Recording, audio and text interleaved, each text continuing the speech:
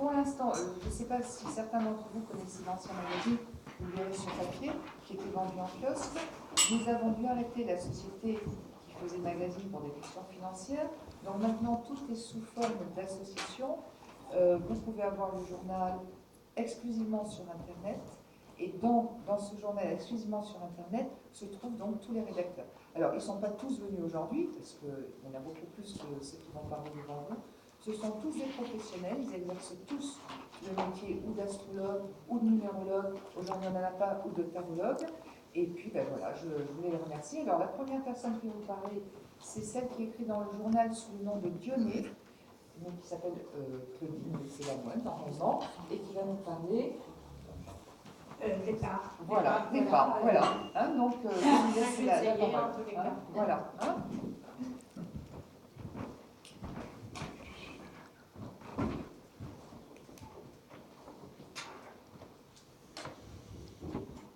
Voilà, bon, à mon tour de dire bonjour à tout le monde et puis de trouver formidable que les gens se soient déplacés, parce que c'est le week-end de l'Ascension, donc c'est jamais facile. Le mois de mai n'est pas un mois facile parce qu'il y a beaucoup d'obligations diverses familiales. Donc j'ai choisi aujourd'hui de vous parler des parts et surtout de vous parler d'un livre en fait. Donc sans autre forme de procès, je commence mon exposé. Les parts et les sorts dans le ciel du 16 mai. J'ai quand même fait une application à la journée. Je suis tout particulièrement heureuse de vous retrouver pour 3 raisons importantes à mes yeux. La première est personnelle, car aujourd'hui c'est mon anniversaire. Donc, je me fais applaudir par une foule nombreuse, c'est très bien. J'ai 76 ans et cela fait presque 30 ans que j'étudie et fais des recherches en astrologie. La seconde est la célébration d'une amitié avec Martine Gartier, sans qui mon évolution astrologique n'aurait pas été possible. Et d'après ce que je sais, beaucoup d'autres personnes partagent mon opinion puisqu'elles sont là. Sans même parler, bien entendu, de nos échanges amicaux. Sur ce point particulier, je salue sa grande compétence, ses initiatives et ses réalisations dans l'art astrologique, tout particulièrement la belle réalisation du magazine Astro auquel nous contribuons. Donc, dans ce journal, j'écris sous le nom de Dionée une petite chronique de 3 pages qui s'appelle Zoom Sup.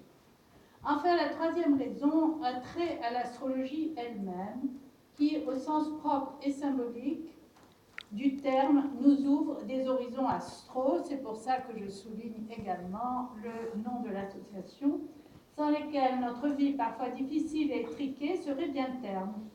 De même, je salue cette réunion et ses participants qui joignent le travail et le plaisir d'entendre et d'échanger autour de l'astrologie.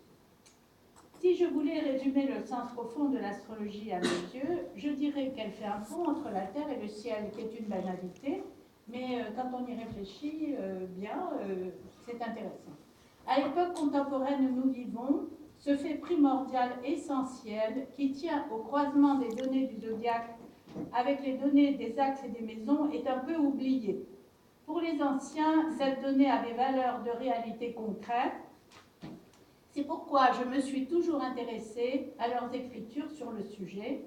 Je citerai ici 2 noms seulement pour ne pas alourdir mon intervention, celui de Firmicus Maternus, qui est un écrivain ancien du IVe siècle, et celui de Manilius, tous 2 forts experts en la matière. Mais j'aurais pu tout aussi bien parler du grec Paulus Alexandrinus, dont je dirai tout de même quelques mots tout à l'heure, de Manéthon l'Égyptien ou de Béroz le Chaldéen. Car une des caractéristiques du monde antique, c'était justement que l'astrologie était partout, et on dit qu'à son origine, c'était en Chaldée que c'est arrivé. Avant d'entamer le sujet des parts ou des sorts, je souhaite faire un petit détour par ce que représentaient les parts ou les lots attribués par les moires. Chacun d'entre nous occupe un petit coin du ciel à l'ascendant de naissance. En somme, il s'agit de notre région de naissance, notre horizon personnel qui se croise avec la grande région du zodiaque, signes et planètes. Nous avons gardé dans le langage courant souvenir de cette ancienne mythologie dans des expressions courantes comme « à chacun son lot » par exemple. La loterie demeure la trace la plus quotidienne de ce phénomène où chacun, s'il le souhaite, peut tenter sa chance, justement cette part que nous ignorons sur la route de la fortune, en faisant un petit clin d'œil vers le tarot.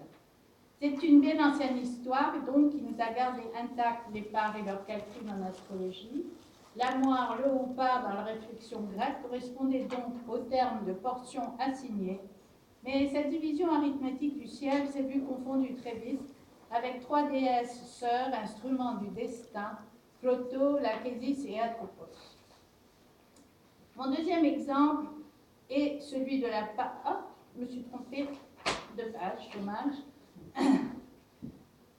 Ceci dit, nous allons mettre à l'épreuve des sœurs et des parts notre thème de la journée, les horizons astraux, pour tenter de voir au travers de cette lecture astrologique qui s'associe bien sûr à toutes les techniques traditionnelles que vous connaissez, signes, planètes et maisons, ce que nous apporte cette journée.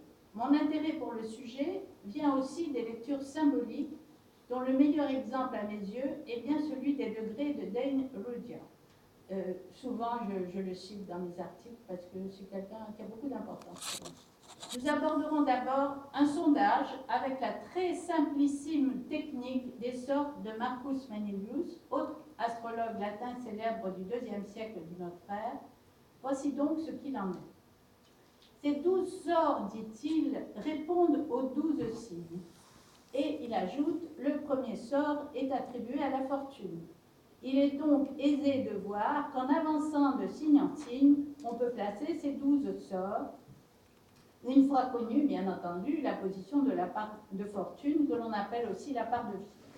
Ceci nous donne pour le ciel du 16 mai la première part de fortune à 28 degrés des Gémeaux, la seconde dit à 28 degrés du Cancer dit la milice, c'est comme ça qu'on l'appelait dans le temps, etc., etc. Vous pouvez projeter et puis vous pouvez chercher vous-même, c'est très facile ce qui se passe. Les parts présentent un aspect sensiblement différent car elles répondent à un calcul qui implique l'ascendant et les planètes. Pas seulement, mais bon. À la différence des sorts qui sont surtout des indices en fonction du lieu où ils se trouvent, par exemple dans le thème du 16 mai, le quatrième sort, celui du jugement et de la plaidoirie, tombe au fond du ciel, ce qui n'est pas mal trouvé pour notre journée. Pour ce qui est des parts, nous utilisons à l'heure actuelle surtout la part de fortune, combinée du soleil et de la lune, et projetée à partir de l'ascendant. En face se trouve la part de la spiritualité. Ainsi, dans notre thème, elle est à 28 degrés du Sagittaire. Nous connaissons également assez bien la part du Père, qui est liée à Saturne et au Soleil, comme la part de la Mère, liée, elle, à Vénus et à la Lune. Dans tous les cas de figure, l'ascendant est présent, ce qui paraît évident, car sans lui, nous ne serions pas là. Toutes les planètes ont leur part, toutes les maisons ont également la leur. Vous pouvez imaginer aisément la complexité d'une carte du ciel, avec toutes ces données significatives, mais aussi voir comment les astrologues anciens pouvaient répondre à des questions très précises et très concrètes avec ces outils-là. De vrais virtuoses de l'ordre astrologique. Je vous en donne ici deux exemples que j'ai trouvés particulièrement amusants. J'entends souvent à la télévision, à la radio ou ailleurs que nous perdons nos abeilles en raison des différents produits chimiques utilisés en agriculture, d'où une pénurie et une augmentation des prix en conséquence. Nos astrologues anciens pouvaient consulter à ce sujet la part du miel pour en savoir plus sur le marché du miel. Je vous donne le texte ancien qui correspond à ça. Inutile de dire que je ne l'ai pas calculé. Enlever du lieu de la Lune le Soleil et additionner le degré du signe de l'ascendant, puis projeter de l'ascendant, et là, vous trouverez la part. Mon deuxième exemple est celui de la part de la disposition de l'année, ainsi qu'il est dit plus haut. Je cite, elle est prise par la Lune à Mercure et projetée à partir de l'ascendant, et là où finit le nombre, là sera la part. Et cette part-là, dont je parle à l'instant, elle concernait les récoltes. C'est-à-dire les gens se servaient d'astrologie pour savoir si économiquement ça allait marcher. Après les pares, il y a une autre catégorie qu'on appelle les dodécatémories de Firmicus maternus. Comme leur nom l'indique, elles appliquent un calcul par 12. Il ne s'agit pas ici de la division d'un signe en 12 régions par 2,5 degrés, mais de la projection d'une planète. Certains, dit-il en parlant des autres astrologues, trouvent les procédés très utiles pour découvrir tout ce qui est dissimulé dans son décret. C'est-à-dire que pour les anciens, comme il s'agissait du destin, chaque endroit du thème donnait un jugement, ce qui n'est pas tout à fait l'interprétation de maintenant. Mais enfin, il y a quelques traces qui sont restées de cette affaire. Il donne un exemple pour le Soleil. Et si nous regardons le ciel du 16 mai, nous avons un Soleil à 26 degrés du Taureau. En comptant le signe où il se trouve par 30 degrés, on pourrait... quoi qu'il en soit, excusez-moi, j'avais mis un truc là. Quoi qu'il en soit, la dodécatémorie de notre Soleil du 16 mai se trouve par la multiplication du 26 degrés du Taureau par 12, bien sûr, ce qui nous donne 312 degrés, 10 signes, dont le Taureau fait 300 degrés, plus 12 degrés, et nous sommes de Poissons.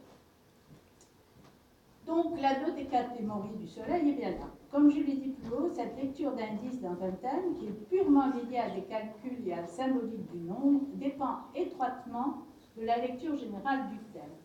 Et si nous regardons aujourd'hui notre dodécatémorie du Soleil, tout le monde peut voir qu'elle est en conjonction avec Neptune, à 10 degrés du Poisson, en maison 9. Cette présence de Neptune en son domicile fait bonne compagnie à cette dodécatémorie du Soleil, de plus en maison 9. Voilà, tout le monde sait ce que c'est la maison 9. Voilà de quoi nous inspirer dans cette journée. Ainsi, à toutes les couleurs que revêt le Soleil, lieu, taureau, maison, il est en maison 11, il est un petit peu isolé là. Car il n'a pas d'aspect direct, sinon une proximité avec Mars en Gémeaux. Nous pouvons rajouter une touche neptunienne qui, de mon point de vue, nous est favorable. C'est une bonne occasion d'ouvrir nos horizons astrologiques. Ce qui peut être retenu sur ces trois catégories d'indices astrologiques complémentaires se résume au fait suivant. Tout d'abord, ils ne peuvent se substituer à une analyse précise et fouillée du thème selon les règles habituelles, sauf à jeter un petit coup d'œil pour voir, bien entendu. Nous rappelons en passant que dans l'Antiquité, il y avait beaucoup de jeux sur les nombres, comme la gématria juive, d'autres, ou les spéculations gnostiques sur les chiffres et les nombres. Et les nombres étaient écrits par des lettres, vous le savez. Donc, ça permettait de faire des combinaisons très intéressantes et très utiles.